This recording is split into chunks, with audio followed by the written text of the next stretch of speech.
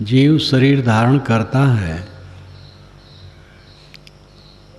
और शरीर धारण करते ही वो क्या पाता है? शरीर धारण करते ही दुख शुरू होता है। 9 महीने माता के पेट में पड़ा रहता है, बहुत कठिनाई से पैदा होता है। कोई संभालने वाला न हो तो मर ही जाएगा। जानवर का बच्चा तो जी सकता है, लेकिन आदमी का बच्चा बिना संभाले नहीं जी सकता है। टट्टी पेशाब में पड़ा कें किया करता है, बहुत दिनों तक परवश रहता है। थोड़ा बड़ा होता है, जानने की क्षमता मनुष्य में ज़्यादा आ जाती है। चारों तरफ से प्रदूषित वातावरण द्वारा उसके चित्त में भय की सामग्री इकट्ठी होती है। भूत प्रेत, जादू टोना, जंतर मंतर, चुड़ैल, न मालूम कैसे कैसे संस्कार छुटपन से भरने लगते हैं। अंधकार की तरफ वो देख भी नहीं पाता है, क्योंकि वहाँ प्रेत बैठा होगा। पढ़ाई लिखाई का चक्कर आता है, पढ़ना नहीं चाहता, बच्चे खेलना चाहते हैं, मजबूर करके उनको पढ़ाया जाता है। कितने बच्चे तो अध्यापक को यमराज की तरह देखते हैं। जवानी आरंभ होती है, अंग मिलन की चेष्टा होती है। युवक है तो युवती से, युवती है तो युवक से। युवक और युवती दोनों के शरीरों में आकर्षित होते हैं, उसमें सुख है। युवक के शरीर में सुख होता है तो अपने शरीर के सुख को लेकर के वो सुखी रहता।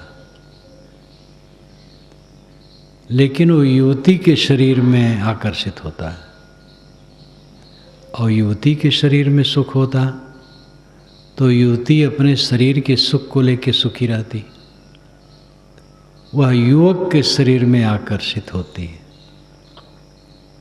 इस प्रकार एक भ्रम, युवक को युवती के शरीर में, युवती को युवक के शरीर में सुख का भ्रम, और जीव भटकता रहता है। जैसा मन चाहता है वो भोग कैसे करेगा? मर्यादाएं हैं, समाज है, परिवार है, सबसे डरना पड़ता है। जानवर तो नहीं है। जानवरों में तो स्वाभाविक संयम है, आदमी में स्वाभाविक संयम नहीं। जीवन भर तकलीफ के अलावा पाता क्या है, समझ में नहीं आता है कि ऐसे शरीर को धारण करके आदमी कौन सा आनंद चाहता है, किस लिए वो भागा भागा फिरता है सुख के लिए। सुख नाम की चीज तो कहीं दिखाई भी नहीं देती है। पत्थर हैं, कोयले हैं, लोहा है, मिट्टी है, पानी है, आग है, हवा है, कीचड़ है, सोना है, हीरा है, सुख भी कहीं है। किसी से कहा जाए 1 तोला सुख ले आओ, कहाँ से ले आएगा? सुख नाम की वस्तु दुनिया में कहीं नहीं, और उसी के पीछे सब भागते फिरते हैं। जीवन पूरा भ्रम में बीतता है। आशा रहती है सुख मिलेगा, अभी नहीं आगे मिलेगा। सुख भागता चला जाता है, हम जीवन भर उसको पकड़ने के लिए दौड़ते हैं और सुख आगे आगे भागता जाता है। जीवन बीत जाता है, सुख नाम की चीज नहीं मिलती है।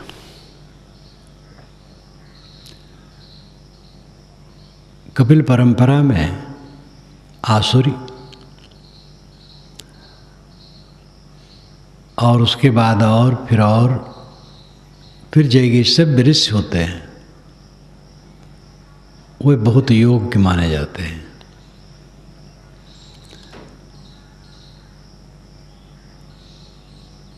कल्पना की जाती है कि वे सिद्ध पुरुष थे और उनको 10 सर्गों के जितने जन्म हुए थे सब की याद हो गई थी। वास्तव में दुनिया के दुख को बताने के लिए कल्पना है।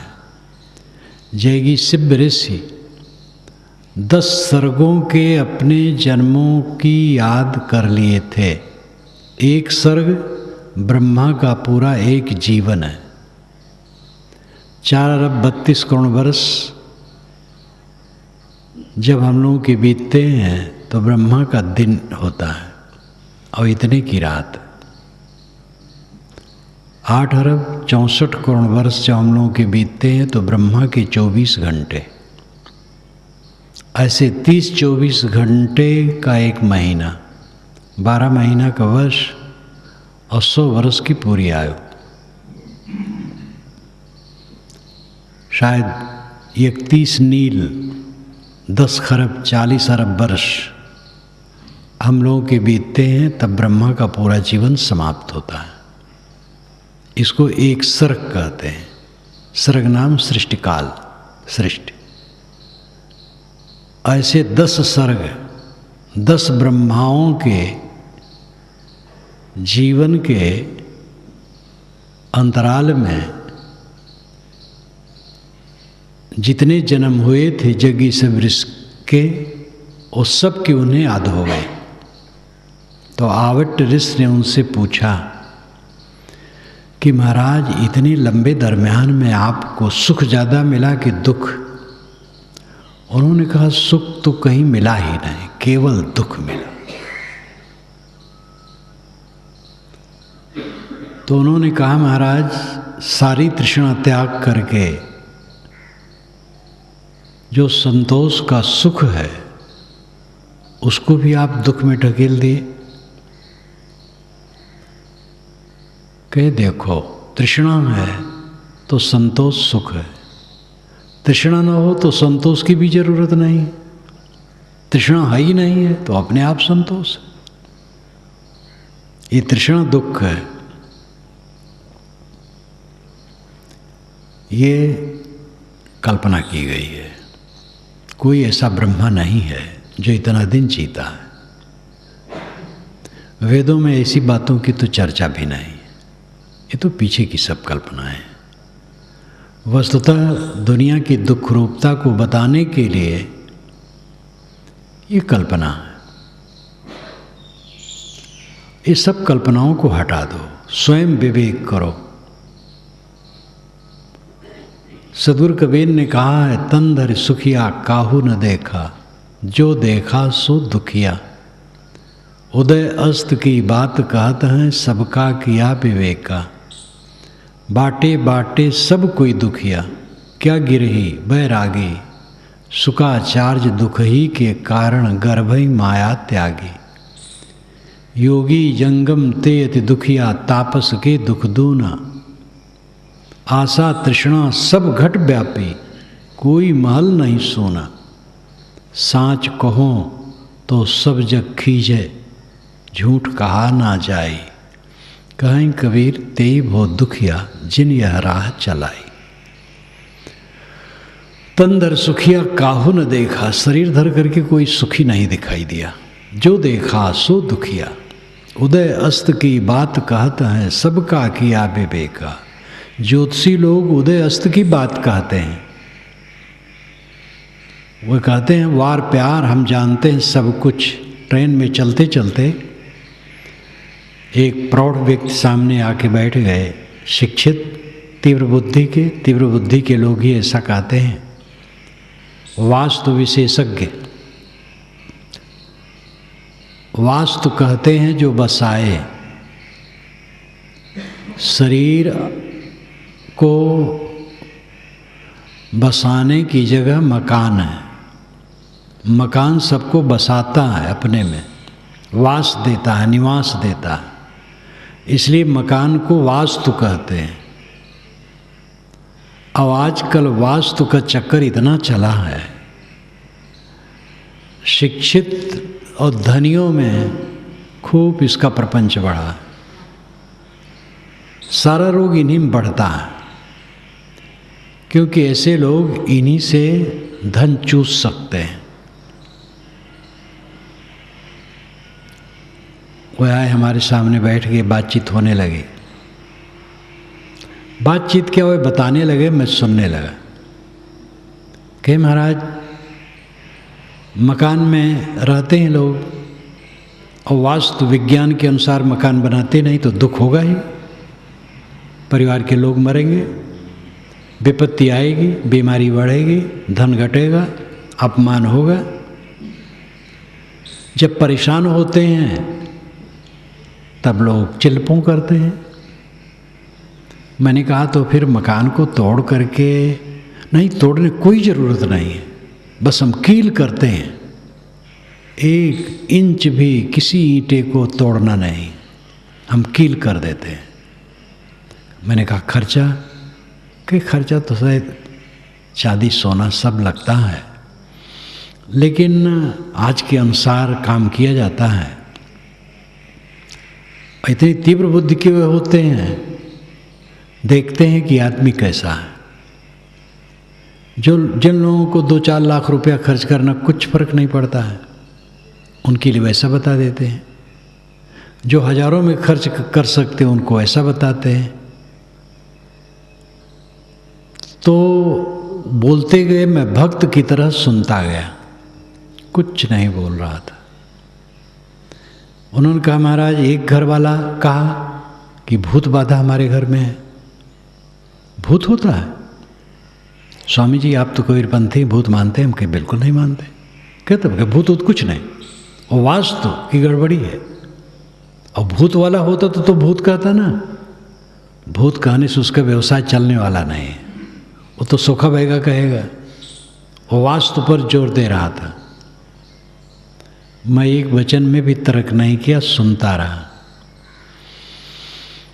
गाड़ी स्टेशन पर रुकने वाली थी, वहीं उतरना था। उसने कहा महाराज आप तो सोचते होंगे मुझे कि ये तो परमात्मा बन रहा है, सब कुछ जानता है, मालूम होता बक रहा है। मैं हंस करके कहा नहीं कोई ऐसी बात नहीं। उतर गया। क्या उससे कहूँ, क्या लड़ूं? उसका तो पेशा था।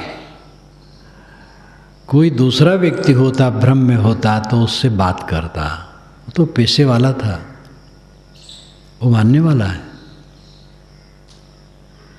मकान में हवा प्रकाश जितना संभव हो ऐसा मकान बनवाओ, बस कोई चिंता मत करो।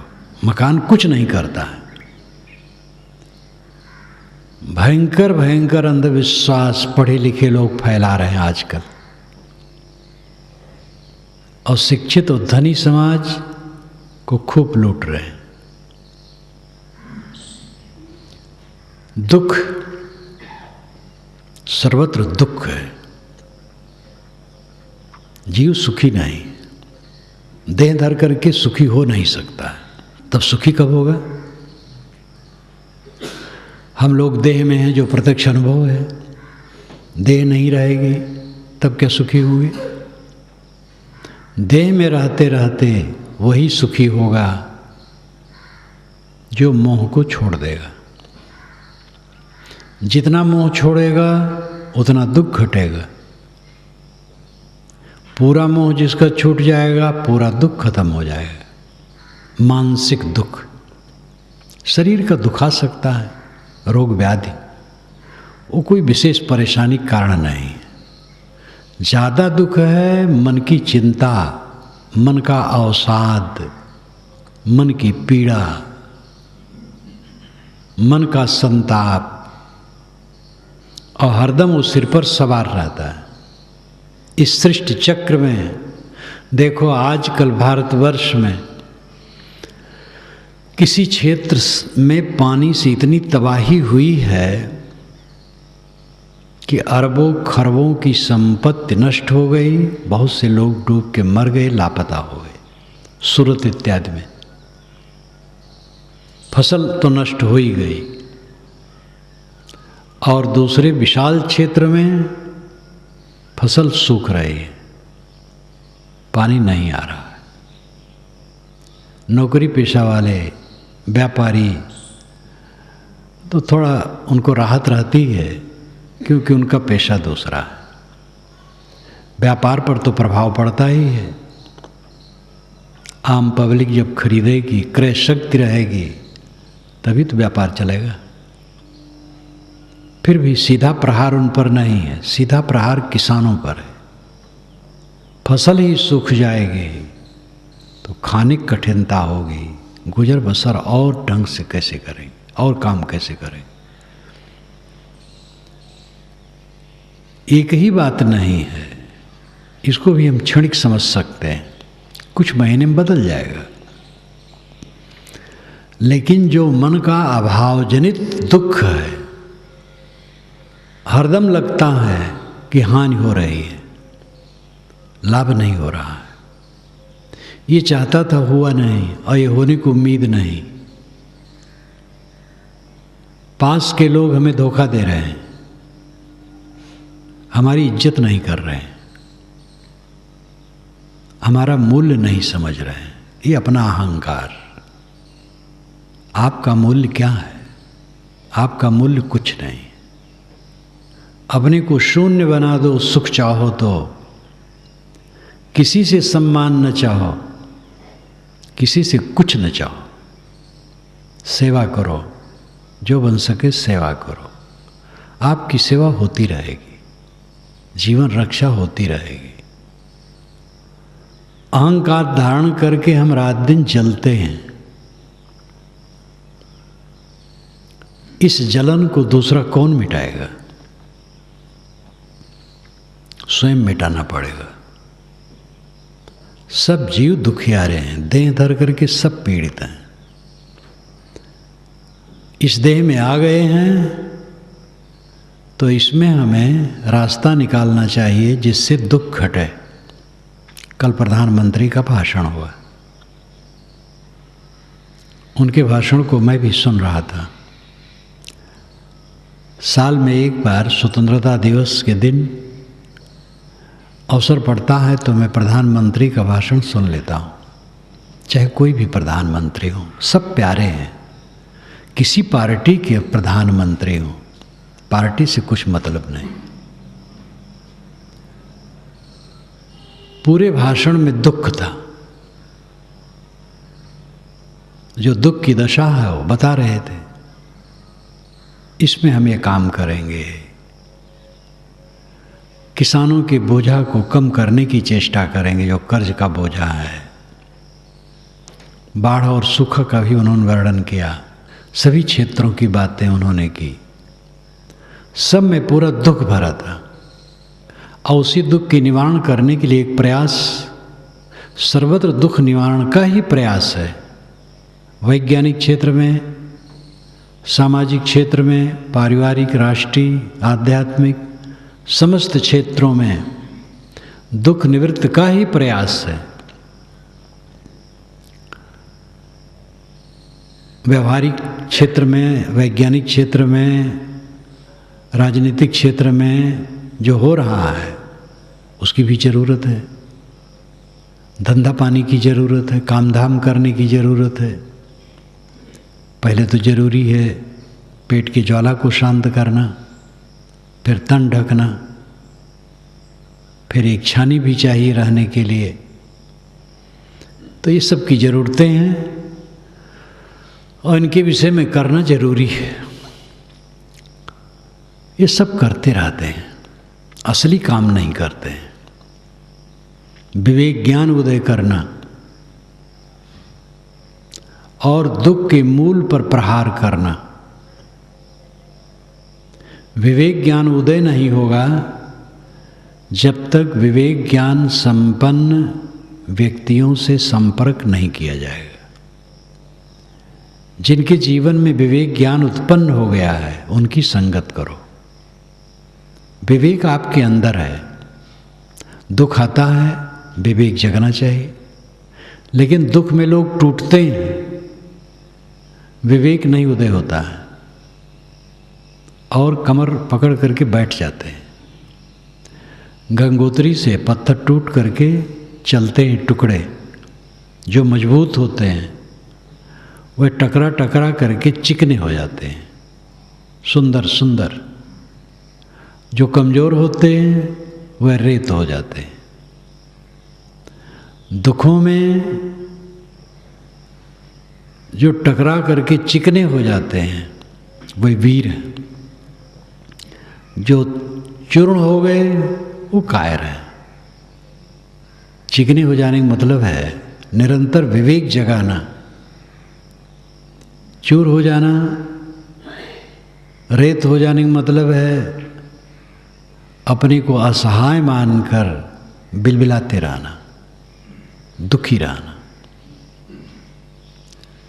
दुख से सब जीव पीड़ित हैं, क्योंकि मन जैसा चाहता वैसा होता नहीं है और होगा नहीं। मन ही को ठीक करना है। सारे दुखों का कारण अहंकार है। देह का अहंकार, नाम रूप का अहंकार,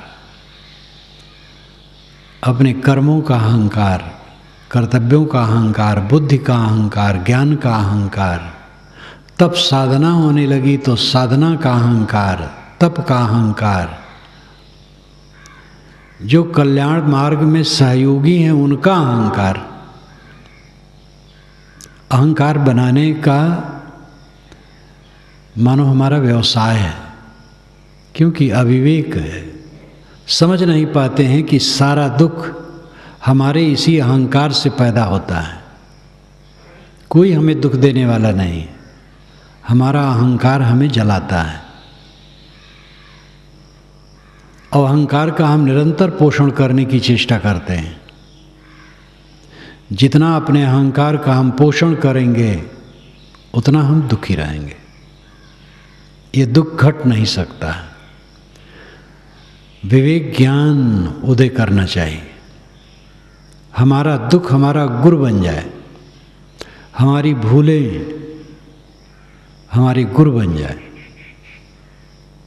हमारी कमजोरियां और त्रुटियां हमारे गुरु बन जाए। ये विवेक का फल है। विवेकवान अपनी त्रुटियों और भूलों से भी शिक्षा लेता है, दुख से शिक्षा लेता है। दुखों पर विजय प्राप्त करना मनुष्य की विशेषता है। पैसा बटोर कर, पद हासिल कर, लोगों पर शासन कर दुख मिटेगा, ये भ्रम है। इसमें तो दुख और बढ़ेगा। दुख मिटेगा अपने अहंकार को रगड़ने से। जो संबंध में अहंकार होता है, सारा संबंध क्षणिक है। प्राणी पदार्थ परिस्थितियों का संबंध होता है और उसका माध्यम हमारा शरीर है। और शरीर ऐसा पानी का बुलबुला है कि इसके मिटने में देरी नहीं है। अनेक कमजोर नस नाड़ियों का पुंज, टट्टी पेशाब की पोटली, रोग व्याधि का घर, ऐसा कच्चा साज, इसके बिगड़ने में क्या देरी है? और इसी का अहंकार है। अपने अहंकार पर हम विवेक करें तो अहंकार अपने आप शून्य होगा। लेकिन आदत इतनी गंदी है, बस फिर अहंकार पनप जाता है, फिर पनप जाता है, फिर पनप जाता है। हम समझते हैं हमारा अहंकार मिट गया है, अब अहंकार बना रहता है, बड़ा सूक्ष्म अहंकार बना रहता है। जब एक भक्त ने कहा उनकी याद हमें ज़्यादा आ जाती है, उनके यहाँ मेरे कार्यक्रम साल में कई बार होते रहते थे। जितनी ज़मीन उन्होंने ली थी, आधी ज़मीन में आश्रम बना दिया था, आधी ज़मीन में घर। आश्रम सार्वजनिक, रोज़ सत्संग होता था, अच्छे थे। संयमी थे, भक्त थे, सेवापरायण थे, दानी थे, छोटी दुकान करते थे। लेकिन दान की प्रवृत्ति जिनमें होती है वह छोटे लोग भी करते रहते, जिनकी प्रवृत्ति नहीं होती अरबपति खरबपति नहीं कर पाता। ये सब बढ़िया था, लेकिन अहंकारी थे। उनका अहंकार सबको दिखाई देता था। तो मुझसे एक बार कहे, साहब लोग मुझे कहते हैं कि इनके अहंकार है, मुझे पता नहीं चलता है, आपको कैसे लगता है? मैंने कहा इससे बड़ा अहंकार और कुछ होता है? ये कहो कि मैं अहंकारी हूं और उसको समझो। जो अपने रोग को नहीं समझ पाएगा उसका रोग तो भयंकर हो जाएगा। इस कूड़े कचड़े में हम पड़े हैं और अपने को माने रहे हम बड़े अच्छे हैं। भ्रम है। अच्छे रहो, माने न रहो। मान्यता की लादी दिमाग पर न ला दो, भूलने में देरी नहीं है। सतत जागरूक जो रहेगा वही अपनी साधना में निरंतरता बनाए रख सकता है और अपने को संभाले रह सकता है। जैसे आदमी नशा खाए रहे, हर आदमी नशा में डूबा, हर आदमी, एक दो नहीं, सब नशा खाए। अपने अपने नशा को कौन कितना मार ले जाता है ये उसकी विशेषता है। नशा को पूरा मार देना ये जीवन मुक्ति के तट पर पहुंच जाना है। जब नशा पूरा मर जाता है तो जीवन मुक्ति स्थिति में मनुष्य पहुंच जाता है। शरीर में रहते रहते मानो अशरीरी है, जीवन में रहते रहते मुक्त है। ये अपने मन को, अध्यासों को, संस्कारों को, अहंकार को रगड़ने से होगा। सब देहधारी केवल दुख भोग रहे हैं, केवल दुख। भ्रम है कि सुख भोग रहे हैं। इंद्रियों की उत्तेजना में थोड़ा समय बिता देते हैं और मानते हैं सुख है। कुछ अनुकूल लोग थोड़ी अनुकूल बातें कर दिए, गुदगुदी लग गई तो मानते हैं सुख है। और इन्हीं सब बातों में अपने मन को बहला करके हम और भटक जाते हैं। ये सब कितने क्षण की है? सारी लौकिक अनुकूलता कितने क्षण रहती है और उसी में रम करके हमारा अहंकार पल्लवित होता है, हमारा संस्कार कुसंस्कार पल्लवित होता है, फिर दुख का बीज बनता है जो सदैव दृष्टा की तरह रहे। अभिचाक्षित वेद का मंत्र है। द्वा सुपर्णा सजा सखाया समानम वृक्षम परिसस्व जाते तयोरन्य पिपलम स्वादक्तन अस्नन अन्यो अभिचाक्षित। द्वा सुपर्णा, द्वा दो, सुपर्णा सुंदर पंख वाले पक्षी हैं जो सज्जा साथ साथ है, सखाया मित्र हैं। समानम वृक्षम एक ही समान पेड़ पर परिसस्व जाते चिपके बैठे। तयोरन्य उनमें से एक पिपलम स्वाद अक्तन पेड़ के फल के स्वाद का अक्तन करता है, खाता है, भोग करता है। और अनसनन अन्यों, लेकिन एक है, अन्य है जो अनसनन नहीं खाता है। तब क्या करता है? अभिचाक्षित, केवल देखता है। अभिचाक्षित का देखना या चमकना होता है। यहाँ अर्थ है देखना। वो केवल देखता है। ये अलंकार में कहा गया है। इसके अनेक अर्थ लोग करते हैं भाष्यकार। वेद में उस स्थल पर मैंने भी कुछ भिन्न अर्थों पर भी विचार किया, लेकिन सीधा सरल सपाट अर्थ दो प्रकार के जीव हैं, एक रागी एक त्यागी।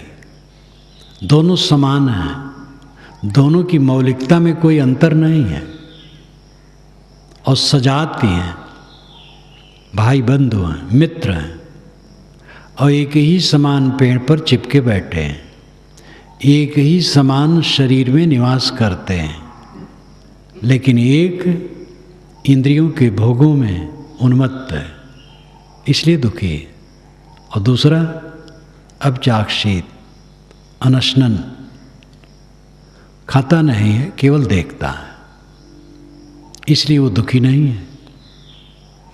कितना बढ़िया विवेक की बात कही गई है। इसी में ज्ञान भी है, बोध भी है, उपासना भी है, सब सूत्र हैं।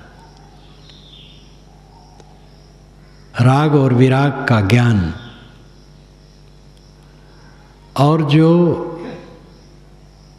नहीं खाता है केवल देखता है उसकी उपासना करनी चाहिए। ऐसा इंसान कोई हो जो भोगी न हो, रागी न हो, दृष्टा हो, उदासीन हो, आत्मलीन हो, ऐसे पुरुष की उपासना करने से हमें बोध बल मिलेगा। ऐसे लोगों के पास बैठने से हमें विवेक बल मिलेगा। इसमें उपासना भी है, बोध भी है। हमें भी चाहिए कि हम निष्काम हो जाएं, भोगों को छोड़ दें, अस्पृहा छोड़ दें, तृष्णा छोड़ दें, कामना छोड़ दें, सहज जीवन जिएं। जीवन का सुख बहुत सरल है, बहुत सरल है, लेकिन जीवन को हम इतना उलझा लेते हैं कि वो दुखों से भर जाता है। मेहनत करो, जो मिले उतने में गुजर बसर करो और मन को मांझो, बस सुखी। लेकिन सारा राग ठाट देह गुजर और भोग का करते करते आदमी का जीवन बीत जाता है। सारा परिश्रम किस लिए? पेट भरना और भोग करना, और उसके लिए फिर ठाट बाट बढ़ाना जितना बन सके, जोर मार करके। मन को समझना है, मन को मांझना है, मन को धोना है, इसका तो ख्याल भी नहीं। और सब सुख चाहते हैं, कहाँ से सुख मिलेगा? एक मृग तृष्णा, एक भटकाव, दौड़ते दौड़ते। कहानी एक है, राजा ने मुनादी करवाई कि मुझे ज़मीन बेचना है। लेने वाले आए, कई किलोमीटर में ज़मीन पड़ी थी, जंगलात थे, बेचना था। एक आदमी गया, कहा हुजूर भाव बताइए। उन्होंने कहा 100 रुपया घंटा। कि हुजूर हम मैं समझा नहीं। राजा ने कहा एक जगह पत्थर गाड़ दो और वहाँ से चलो, चाहे धीरे चलो, चाहे जोर से चलो, चाहे दौड़ के चलो। 1 घंटा तक जितनी दूर दौड़ जाओ उतनी ज़मीन तुम्हारी, उसका 100 रुपया। वो रुपये वाला था, खुश हुआ। एक जगह पत्थर गाड़ा गया, मंत्री लोग आए, सबके बीच में गाड़ा गया कि भाई कोई छल छल की बात न समझे। दौड़ने लगा, और ले लूँ और ले लूँ, दौड़ता गया दौड़ता गया दौड़ता गया, कई किलोमीटर दौड़ा। अंत में एक जगह गिरा और मर गया। लोगों ने वहीं उसको दफना दिया। उसके लिए ज़मीन की ज़रूरत पड़ी 3 हाथ। दौड़ा बहुत। ये कहानी है, शायद ये घटना न भी घटी हो। बात समझाने के लिए कहानी गढ़ ली जाती है। सबकी दशा यही है, और ले लें और ले लें और ले लें और भोग लें और दुनिया की उन्नत कर लें और पा जाएं।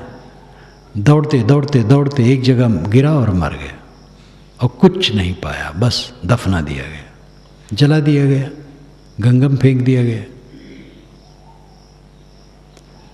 जगदीश गुप्त जब आए एक बार प्रवचन करने जो प्रयाग विश्वविद्यालय के बहुत बड़े विद्वान थे, उन्होंने कहा महाराज कबीर साहब तो अंतिम में काशी छोड़ करके मगहर गए, अब आप तो पहले ही संगम छोड़ करके इधर चले आए हैं गंगा के किनारे। तो मैंने कहा अच्छा किए हैं, गंगा किनारे सबको जाना होता है तो पहले मैं चला आया। विद्वानों की भाषा अपनी होती है, चोटदार, मज़ेदार, उसमें ज्ञान भी होता है। मनुष्य के मन में सुख पाने का भ्रम लदा रहता है हरदम, और इस भ्रम में जो जितना डूबेगा उतना दुख पाएगा। सुख पाने का भ्रम मिटा दो। इंद्रियों की कुलबुलाहट, मन की कुलबुलाहट में जो सुख की कल्पना है वो दुख की जननी है। अपने इंद्रिय मन को समेट करके अंतर्मुख होने की जो स्थिति है वही सच्चा सुख है। देह धर करके दुख के अलावा कुछ नहीं।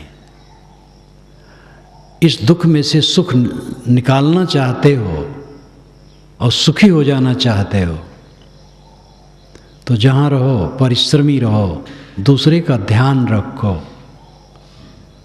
आपके किसी व्यवहार से दूसरे को कष्ट न हो, ये पूरा ध्यान रखो और मेहनती रहो। जब तक सांस चले तब तक मेहनती रहो और सहज ही गुजर बसर होता रहेगा, उसकी चिंता न करो। अनेक बार सुख आता, अनेक बार दाह आता है, अनेक बार प्रिय का वियोग होता है, अप्रिय का संयोग होता है, रोग व्याधि आती है, सब बीत जाता है, गुजर होता रहता है। खास काम है मोह का त्याग, अहंकार का त्याग, तृष्णा का त्याग, अपने दिमाग पर चढ़ा हुआ जो नशा है इसका त्याग, और अपने आप को अंतर्मुख करने का काम ये करना चाहिए। अगर ये किया जाएगा तो इस दुख भरे जीवन में सुख के फूल खिलेंगे। जिसके मन की तृष्णा शांत हो जाती है, अहंकार शांत हो जाता है, वो सदैव आनंद कंद हो जाता है। सद्गुरु कबीर ने कहा है, अब की पुरिया जो निर्वारे सोजन सदा आनंदा। और बहुत करुणा विगलित होकर के कहा है, दादा भाई बाप कलेखों चरण होइयों बंदा। मैं तुम्हें दादा कह दूं, भाई कह दूं, बाप कह दूं, तुम्हारे चरणों की गुलामी कर लूं तो मेरी बात मान लो। अब की पुरिया जो निर्वारे सोजन सदा आनंदा। अब की बार जो पुरिया को खोल दे वो सदैव आनंदित रहेगा। पुरिया पुड़िया गठरी, अपने अहंकार की गठरी को तोड़ दो। इस जीवन में अहंकार को विदीर्ण कर दो। पुरिया है गांठ, कॉम्प्लेक्स फ्री मन, दुखहीन मन। हम ये न बहाना बनाए किसी ने दुख दे दिया, कोई दुख मुझे दे नहीं सकता। अपने स्वभाव का वर्तमान लोग करते हैं।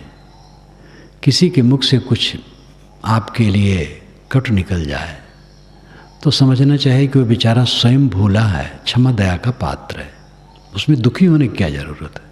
अगर आपने कट कह दिया किसी को तो आपके लिए दुखद है, आप न कहो। कोई आपको कह दे तो कहने वाले पर दया करो। कौन आपका अपमान कर दिया? अपमान नाम की कोई चीज़ होती है? आप अपना अपमान करते हैं। जब अपने मन को गंदे चिंतन में लगाते हैं तब आप अपना अपमान करते हैं। जब आप कट बोलते हैं तो आप अपना अपमान करते हैं। जब आप स्थूल पदार्थों में उलझ जाते हैं बच्चों की तरह तब आप अपना अपमान करते हैं। दूसरा कौन अपमान कर देगा? हमें कोई यहाँ से उठा दे तो हमारा क्या अपमान है? ऐसी सभा की भी बात मैं कर सकता हूँ। एक जगह बैठा था, बहुत से लोग बैठे थे, एक उन्मादी विद्वान आ गया, बातचीत होने लगी, मैं उसको संभालता गया। उसने कहा, आपका हाथ पकड़ करके मैं नीचे खींच सकता हूँ। मैंने कहा आप जब ऐसा करेंगे मैं नीचे बैठ जाऊँगा। वो बेचारा बहुत शर्माया। दूसरे दिन आकर के बहुत विनयी होकर के बात भगवान प्रश्न किया, भगवान अब उसका उन्माद था तो उसमें हमारा क्या अपमान हो गया? अपमान तो उसका हुआ, जैसा अशिष्ट शब्द कहा शिक्षित था। तो हमारा अपमान 3 लोग मिलकर के नहीं कर सकता, हमारा अपमान तो हम खुद करते हैं। खोटे चिंतन, खोटी वाणी, खोटे कर्म करके हम अपना अपमान करते हैं। दुखों से मुक्त होना है तो अपने मनोविकारों से मुक्त हो। सब जीव दुखी हैं, देहधारी सब दुखी हैं, और उसके लिए तरीका यही है कि आदमी व्यवहार में परिश्रमी रहे और मन को मांजने का काम करे, अपने अहंकार ममकार तृष्णा का क्षय करे, अपने अहंकार की गांठों को काटे और वो सदा के लिए सुखी हो जाएगा। जीव शरीर धारण करता है और शरीर धारण करते ही वो क्या पाता है? शरीर धारण करते ही दुख शुरू होता है। 9 महीने माता के पेट में पड़ा रहता है, बहुत कठिनाई से पैदा होता है। कोई संभालने वाला न हो तो मर ही जाएगा। जानवर का बच्चा तो जी सकता है, लेकिन आदमी का बच्चा बिना संभाले नहीं जी सकता है। टट्टी पेशाब में पड़ा कें किया करता है, बहुत दिनों तक परवश रहता है। थोड़ा बड़ा होता है, जानने की क्षमता मनुष्य में ज़्यादा आ जाती है। चारों तरफ से प्रदूषित वातावरण द्वारा उसके चित्त में भय की सामग्री इकट्ठी होती है। भूत प्रेत, जादू टोना, जंतर मंतर, चुड़ैल, न मालूम कैसे कैसे संस्कार छुटपन से भरने लगते हैं। अंधकार की तरफ वो देख भी नहीं पाता है, क्योंकि वहाँ प्रेत बैठा होगा। पढ़ाई लिखाई का चक्कर आता है, पढ़ना नहीं चाहता, बच्चे खेलना चाहते हैं, मजबूर करके उनको पढ़ाया जाता है। कितने बच्चे तो अध्यापक को यमराज की तरह देखते हैं। जवानी आरंभ होती है, अंग मिलन की चेष्टा होती है। युवक है तो युवती से, युवती है तो युवक से। युवक और युवती दोनों के शरीरों में आकर्षित होते हैं, उसमें सुख है। युवक के शरीर में सुख होता है तो अपने शरीर के सुख को लेकर के वो सुखी रहता। लेकिन वो युवती के शरीर में आकर्षित होता है और युवती के शरीर में सुख होता तो युवती अपने शरीर के सुख को लेकर सुखी रहती, वह युवक के शरीर में आकर्षित होती है। इस प्रकार एक भ्रम, युवक को युवती के शरीर में, युवती को युवक के शरीर में सुख का भ्रम, और जीव भटकता रहता है। जैसा मन चाहता है वो भोग कैसे करेगा? मर्यादाएं हैं, समाज है, परिवार है, सबसे डरना पड़ता है। जानवर तो नहीं है, जानवरों में तो स्वाभाविक संयम है, आदमी में स्वाभाविक संयम नहीं। जीवन भर तकलीफ के अलावा पाता क्या है समझ में नहीं आता है। कि ऐसे शरीर को धारण करके आदमी कौन सा आनंद चाहता है, किस लिए वो भागा भागा फिरता है सुख के लिए। सुख नाम की चीज तो कहीं दिखाई भी नहीं देती है। पत्थर हैं, कोयले हैं, लोहा है, मिट्टी है, पानी है, आग है, हवा है, कीचड़ है, सोना है, हीरा है, सुख भी कहीं है। किसी से कहा जाए एक तोला सुख ले आओ, कहाँ से ले आएगा? सुख नाम की वस्तु दुनिया में कहीं नहीं, और उसी के पीछे सब भागते फिरते हैं। जीवन पूरा भ्रम में बीतता, आशा रहती है सुख मिलेगा, अभी नहीं आगे मिलेगा। सुख भागता चला जाता है, हम जीवन भर उसको पकड़ने के लिए दौड़ते हैं और सुख आगे आगे भागता जाता है। जीवन बीत जाता है, सुख नाम की चीज नहीं मिलती है।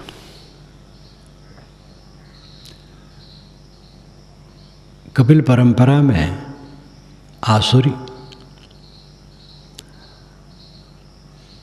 और उसके बाद और फिर जयगी से ऋषि होते हैं, वे बहुत योग्य माने जाते हैं।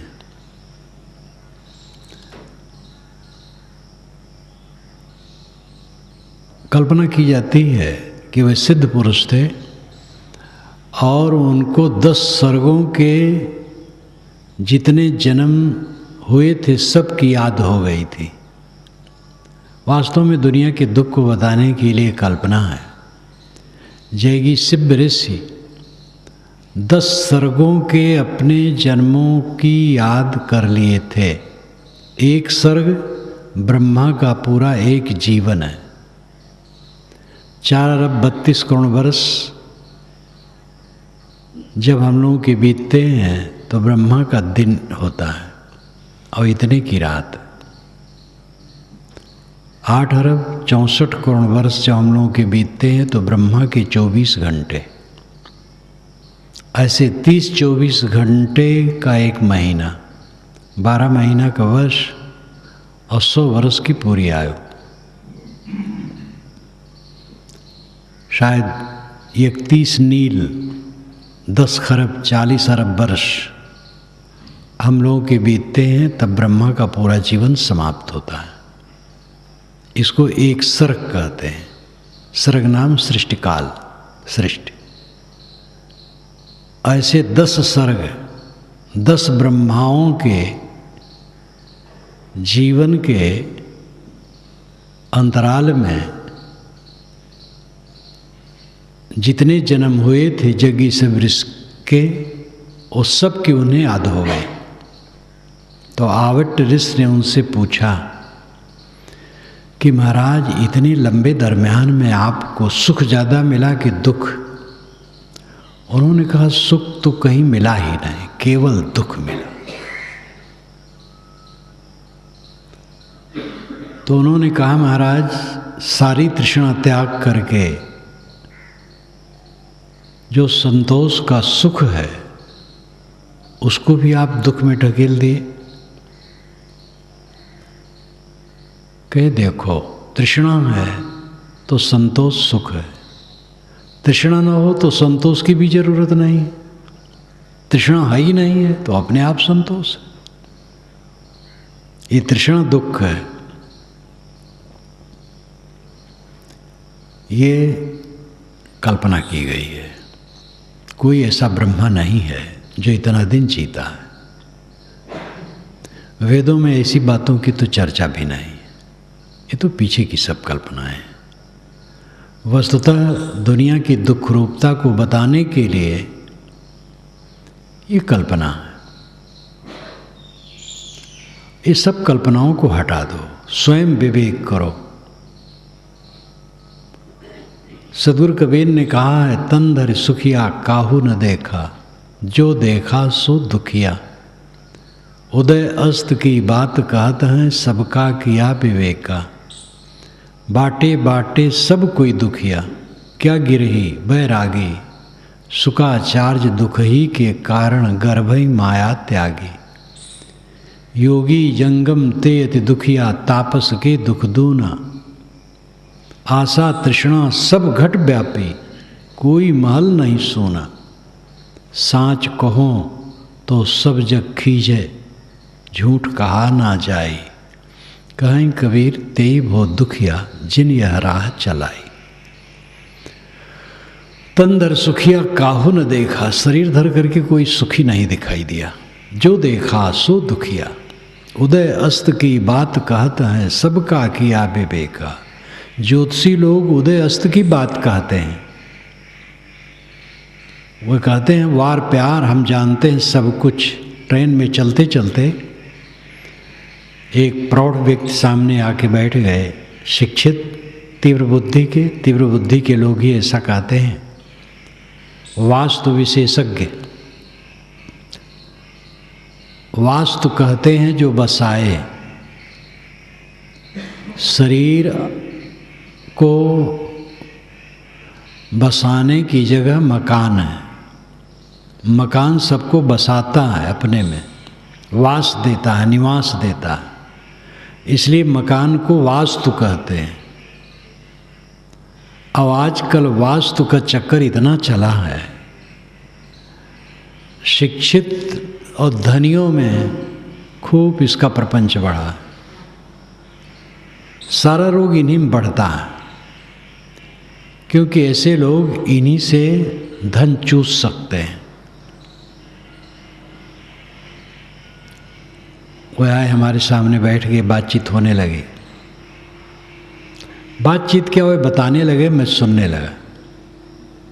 कि महाराज मकान में रहते हैं लोग और वास्तु विज्ञान के अनुसार मकान बनाते नहीं तो दुख होगा ही। परिवार के लोग मरेंगे, विपत्ति आएगी, बीमारी बढ़ेगी, धन घटेगा, अपमान होगा। जब परेशान होते हैं तब लोग चिल्पों करते हैं। मैंने कहा तो फिर मकान को तोड़ करके, नहीं तोड़ने कोई ज़रूरत नहीं है, बस हम कील करते हैं। 1 इंच भी किसी ईंटे को तोड़ना नहीं, हम कील कर देते हैं। मैंने कहा खर्चा, कि खर्चा तो शायद चांदी सोना सब लगता है, लेकिन आज के अनुसार काम किया जाता है। इतनी तीव्र बुद्धि के वे होते हैं, देखते हैं कि आदमी कैसा है।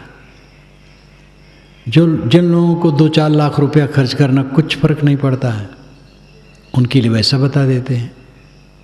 जो हजारों में खर्च कर सकते हैं उनको ऐसा बताते हैं।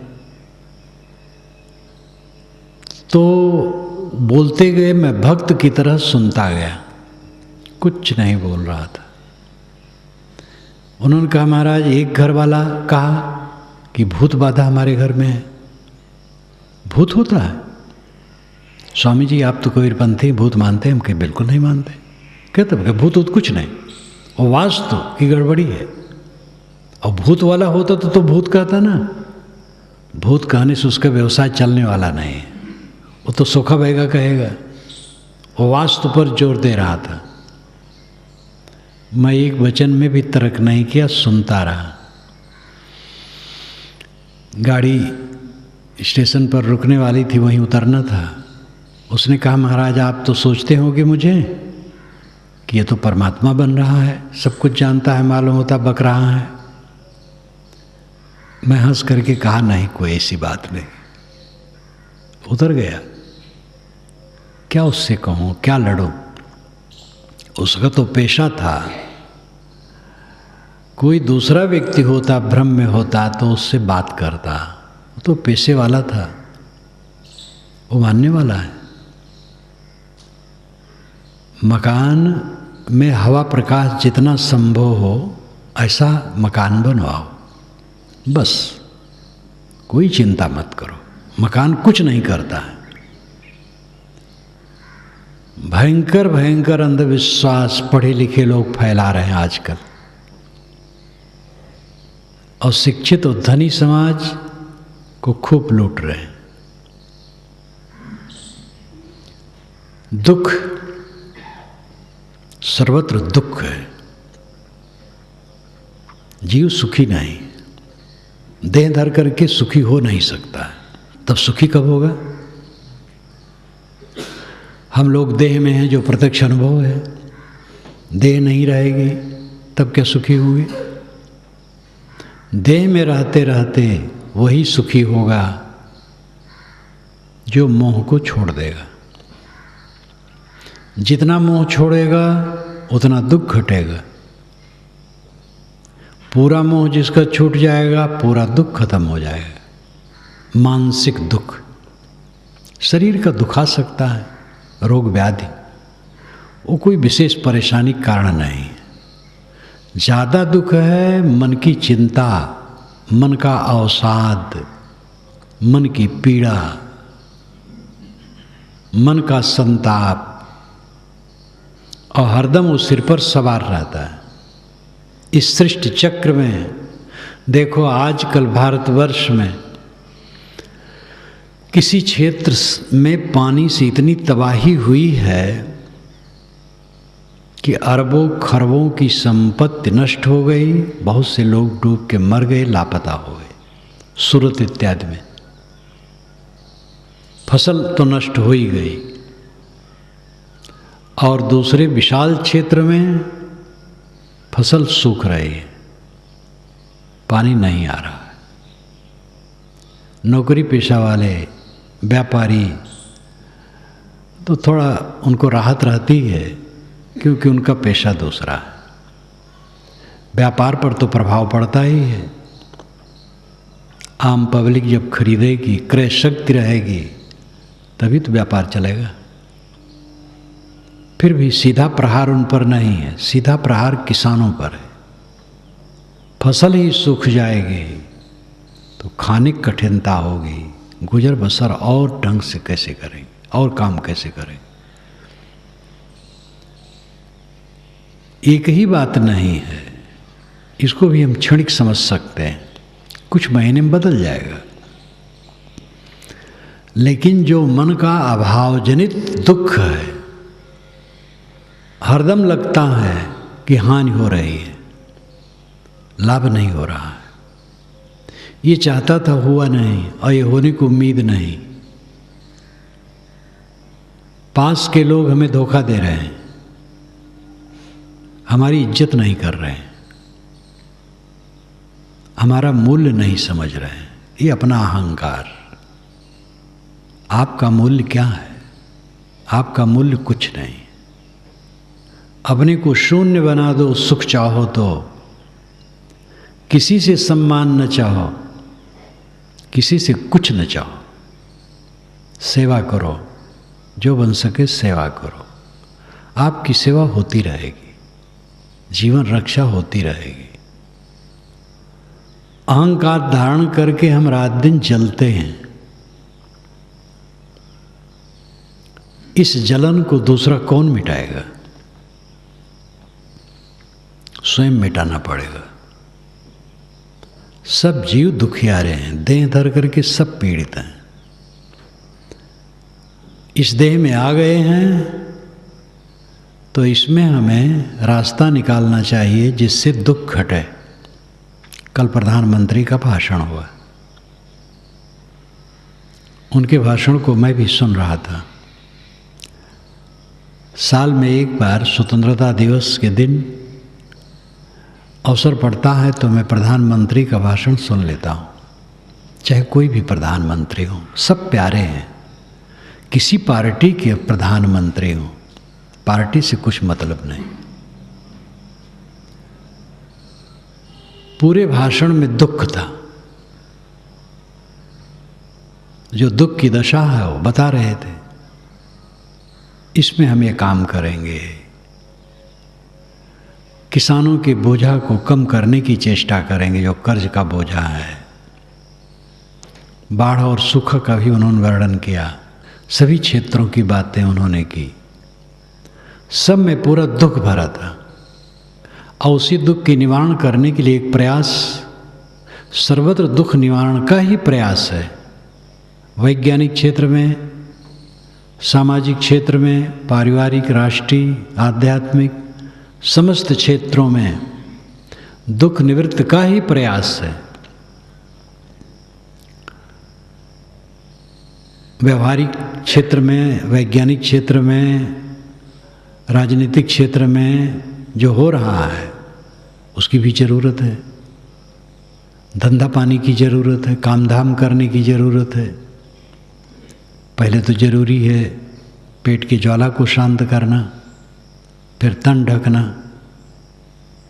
फिर एक छानी भी चाहिए रहने के लिए। तो ये सब की ज़रूरतें हैं और इनके विषय में करना जरूरी है। ये सब करते रहते हैं, असली काम नहीं करते हैं। विवेक ज्ञान उदय करना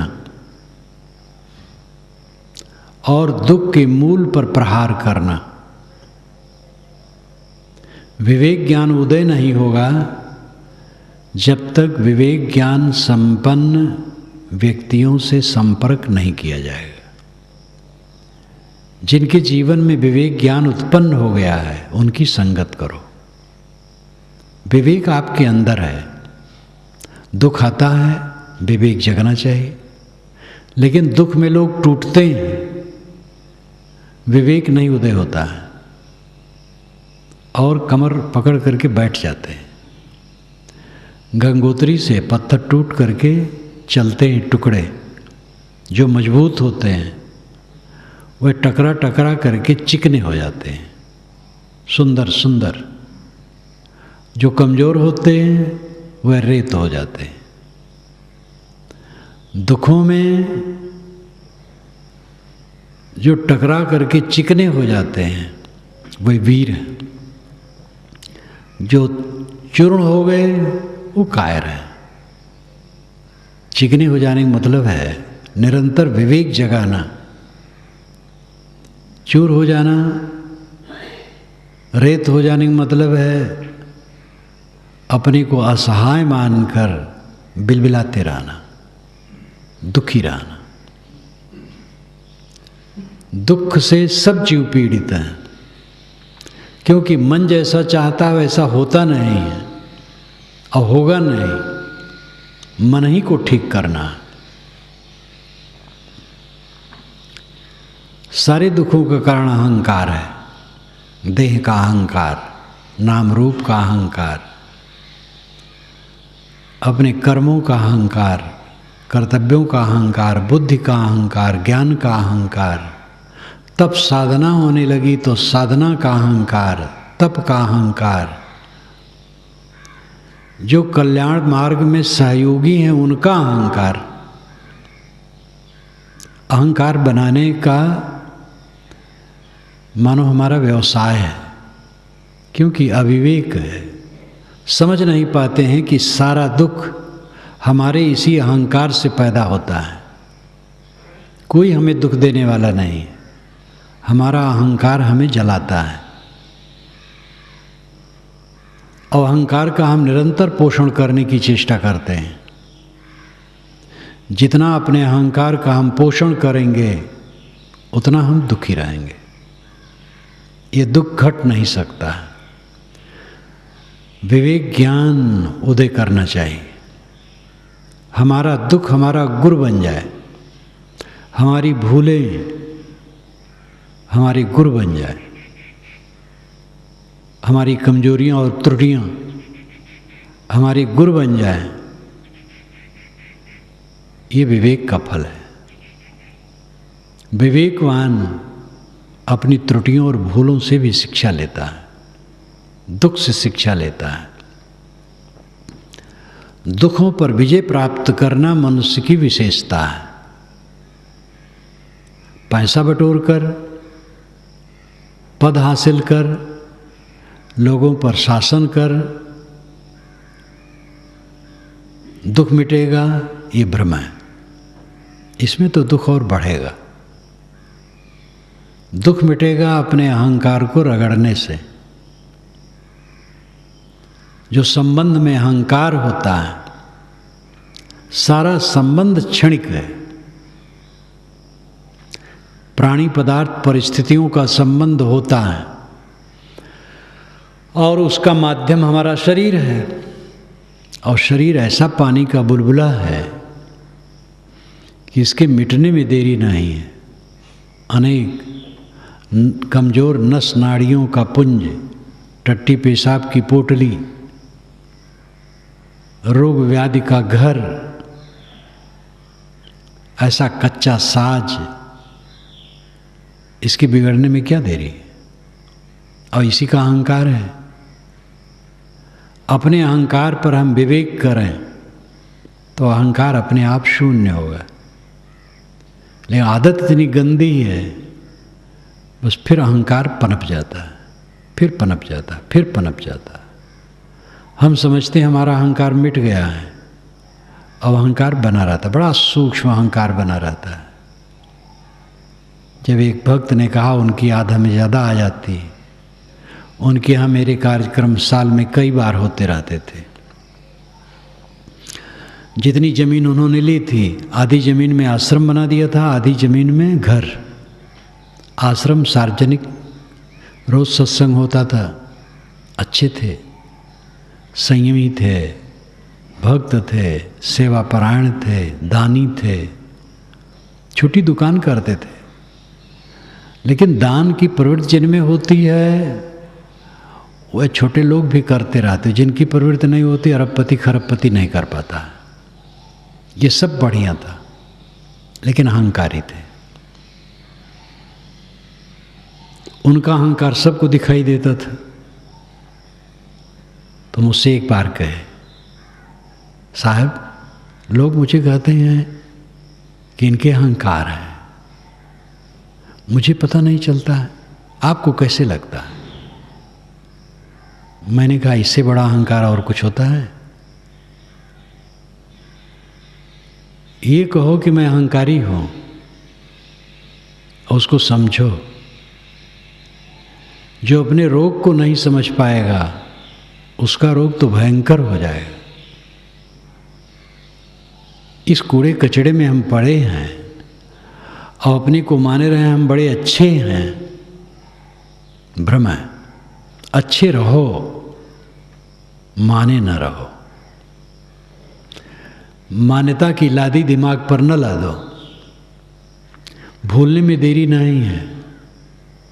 सतत जागरूक जो रहेगा वही अपनी साधना में निरंतरता बनाए रख सकता है और अपने को संभाले रह सकता है। जैसे आदमी नशा खाए रहे, हर आदमी नशा में डूबा, हर आदमी, एक दो नहीं, सब नशा खाए। अपने अपने नशा को कौन कितना मार ले जाता है ये उसकी विशेषता है। नशा को पूरा मार देना ये जीवन मुक्ति के तट पर पहुंच जाना है। जब नशा पूरा मर जाता है तो जीवन मुक्त स्थिति में मनुष्य पहुंच जाता है। शरीर में रहते रहते मानो अशरीरी है, जीवन में रहते रहते मुक्त है।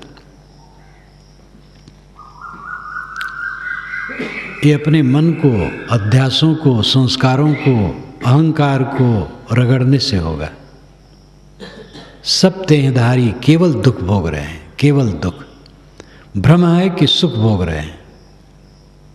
इंद्रियों की उत्तेजना में थोड़ा समय बिता देते हैं और मानते हैं सुख है। कुछ अनुकूल लोग थोड़ी अनुकूल बातें कर दिए, गुदगुदी लग गई तो मानते हैं सुख है। और इन्हीं सब बातों में अपने मन को बहला करके हम और भटक जाते हैं। ये सब कितने क्षण की है? सारी लौकिक अनुकूलता कितने क्षण रहती है और उसी में रम करके हमारा अहंकार पल्लवित होता है, हमारा संस्कार कुसंस्कार पल्लवित होता है, फिर दुख का बीज बनता है जो सदैव दृष्टा की तरह रहे। अविचाक्षित वेद का मंत्र है। द्वा सुपर्णा सजा सखाया समानम वृक्षम परिसस्व जाते तयोरन्य पिपलम स्वादक्तन अस्नन्यो अभिचाक्षित। द्वा सुपर्णा, द्वा दो, सुपर्णा सुंदर पंख वाले पक्षी हैं जो सज्जा साथ साथ है, सखाया मित्र हैं। समानम वृक्षम, एक ही समान पेड़ पर परिषद स्वजाते चिपके बैठे हैं। तयोरन्य, उनमें से एक पिपलम स्वाद अक्तन, पेड़ के फल के स्वाद का अक्तन करता है, खाता है, भोग करता है। अनशनन अन्यों, लेकिन एक है, अन्य है जो अनशनन नहीं खाता है। तब क्या करता है? अब चाक्षित, केवल देखता है। अब चाक्षित का देखना या चमकना होता है, यहाँ अर्थ है देखना। वो केवल देखता है, ये अलंकार में कहा गया है। इसके अनेक अर्थ लोग करते हैं भाष्यकार। वेद में उस स्थल पर मैंने भी कुछ भिन्न अर्थों पर भी विचार किया, लेकिन सीधा सरल सपाट अर्थ, दो प्रकार के जीव हैं, एक रागी एक त्यागी। दोनों समान हैं, दोनों की मौलिकता में कोई अंतर नहीं है और सजाती हैं, भाई बंधु हैं, मित्र हैं और एक ही समान पेड़ पर चिपके बैठे हैं, एक ही समान शरीर में निवास करते हैं, लेकिन एक इंद्रियों के भोगों में उन्मत्त है, इसलिए दुखी है, और दूसरा अब चाक्षित, अनशनन, खाता नहीं है, केवल देखता है, इसलिए वो दुखी नहीं है। कितना बढ़िया विवेक की बात कही गई है। इसी में ज्ञान भी है, बोध भी है, उपासना भी है, सब सूत्र हैं। राग और विराग का ज्ञान,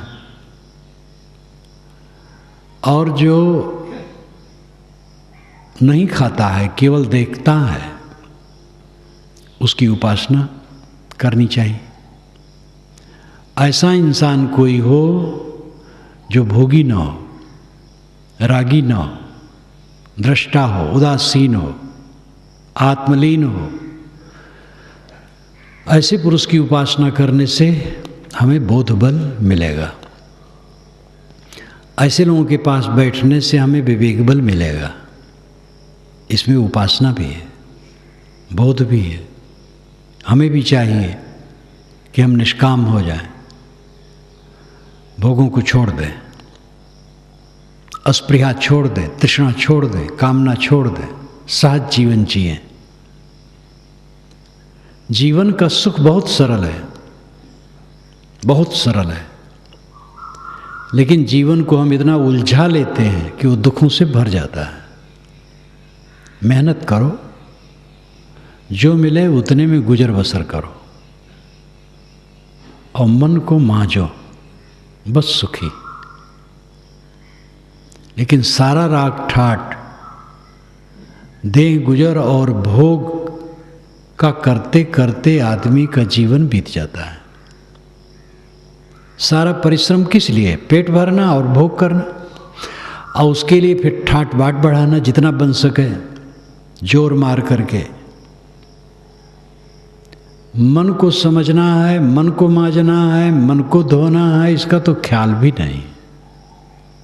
और सब सुख चाहते हैं, कहाँ से सुख मिलेगा?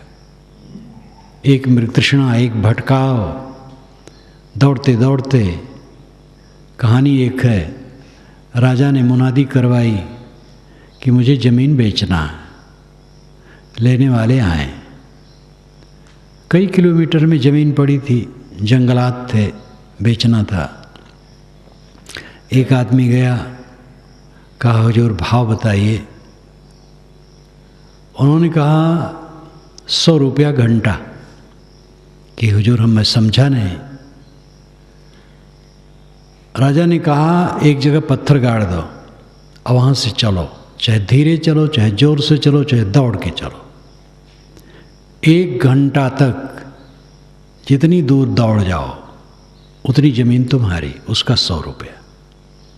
वो रुपये वाला था, खुश हुआ, एक जगह पत्थर गाड़ा गया, मंत्री लोग आए, सबके बीच में गाड़ा गया कि भाई कोई छल छल की बात न समझे। दौड़ने लगा, और ले लूँ और ले लूँ, दौड़ता गया दौड़ता गया दौड़ता गया, कई किलोमीटर दौड़ा। अंत में एक जगह गिरा और मर गया। लोगों ने वहीं उसको दफना दिया। उसके लिए जमीन की जरूरत पड़ी 3 हाथ। दौड़ा बहुत। ये कहानी है, शायद ये घटना न भी घटी हो, बात समझाने के लिए कहानी गढ़ ली जाती है। सबकी दशा है, और ले लें और ले लें और ले लें और भोग लें और दुनिया की उन्नत कर लें और पा जाएं। दौड़ते दौड़ते दौड़ते एक जगह गिरा और मर गया, और कुछ नहीं पाया, बस दफना दिया गया, जला दिया गया, गंगा में फेंक दिया गया। जगदीश गुप्त जब आए एक बार प्रवचन करने, जो प्रयाग विश्वविद्यालय के बहुत बड़े विद्वान थे, उन्होंने कहा महाराज कबीर साहब तो अंतिम में काशी छोड़ करके मगहर गए, अब आप तो पहले ही संगम छोड़ करके इधर चले आए हैं गंगा के किनारे। तो मैंने कहा अच्छा किए हैं, गंगा किनारे सबको जाना होता है तो पहले मैं चला आया। विद्वानों की भाषा अपनी होती है, चोटदार, मज़ेदार, उसमें ज्ञान भी होता है। मनुष्य के मन में सुख पाने का भ्रम लदा रहता हरदम, और इस भ्रम में जो जितना डूबेगा उतना दुख पाएगा। सुख पाने का भ्रम मिटा दो। इंद्रियों की कुलबुलाहट, मन की कुलबुलाहट में जो सुख की कल्पना है वो दुख की जननी है। अपने इंद्रिय मन को समेट करके अंतर्मुख होने की जो स्थिति है वही सच्चा सुख है। देह धर करके दुख के अलावा कुछ नहीं। इस दुख में से सुख निकालना चाहते हो और सुखी हो जाना चाहते हो तो जहाँ रहो परिश्रमी रहो, दूसरे का ध्यान रखो, आपके किसी व्यवहार से दूसरे को कष्ट न हो, ये पूरा ध्यान रखो और मेहनती रहो। जब तक सांस चले तब तक मेहनती रहो, और सहज ही गुजर बसर होता रहेगा, उसकी चिंता न करो। अनेक बार सुख आता, अनेक बार दाह आता है, अनेक बार प्रिय का वियोग होता है, अप्रिय का संयोग होता है, रोग व्याधि आती, सब बीत जाता है, गुजर होता रहता है। खास काम है मोह का त्याग, अहंकार का त्याग, तृष्णा का त्याग, अपने दिमाग पर चढ़ा हुआ जो नशा है इसका त्याग, और अपने आप को अंतर्मुख करने का काम ये करना चाहिए। अगर ये किया जाएगा तो इस दुख भरे जीवन में सुख के फूल खिलेंगे। जिसके मन की तृष्णा शांत हो जाती है, अहंकार शांत हो जाता है, वो सदैव आनंद कंद हो जाता है। सद्गुरु कबीर ने कहा है, अब की पुरिया जो निर्वारे सोजन सदा आनंदा, और बहुत करुणा विगलित होकर के कहा है, दादा भाई बाप कलेखों चरण होइयों बंदा, मैं तुम्हें दादा कह दूं, भाई कह दूं, बाप कह दूं, तुम्हारे चरणों की गुलामी कर लूं तो मेरी बात मान लो। अब की पुरिया जो निर्वारे सोजन सदा आनंदा, अब की बार जो पुरिया को खोल दे वो सदैव आनंदित रहेगा। पुरिया पुड़िया गठरी, अपने अहंकार की गठरी को तोड़ दो। इस जीवन में अहंकार को विदीर्ण कर दो। पुरिया है गांठ, कॉम्प्लेक्स फ्री मन, दुखहीन मन। हम ये ना बहाना बनाए किसी ने दुख दे दिया, कोई दुख मुझे दे नहीं सकता। अपने स्वभाव का वर्तमान लोग करते हैं। किसी के मुख से कुछ आपके लिए कट निकल जाए तो समझना चाहिए कि वो बेचारा स्वयं भूला है, क्षमा दया का पात्र है, उसमें दुखी होने की क्या ज़रूरत है। अगर आपने कट कह दिया किसी को तो आपके लिए दुखद है, आप न कहो। कोई आपको कह दे तो कहने वाले पर दया करो। कौन आपका अपमान कर दिया? अपमान नाम की कोई चीज़ होती है? आप अपना अपमान करते हैं। जब अपने मन को गंदे चिंतन में लगाते हैं तो आप अपना अपमान करते हैं। जब आप कट बोलते हैं तो आप अपना अपमान करते हैं। जब आप स्थूल पदार्थों में उलझ जाते हैं बच्चों की तरह, तब आप अपना अपमान करते हैं। दूसरा कौन अपमान कर देगा? हमें कोई यहाँ से उठा दे तो हमारा क्या अपमान है? ऐसी सभा की भी बात मैं कर सकता हूँ। एक जगह बैठा था, बहुत से लोग बैठे थे, एक उन्मादी विद्वान आ गया, बातचीत होने लगी, मैं उसको संभालता गया। उसने कहा आपका हाथ पकड़ करके मैं नीचे खींच सकता हूँ। मैंने कहा आप जब ऐसा करेंगे मैं नीचे बैठ जाऊँगा। वो बेचारा बहुत शर्माया।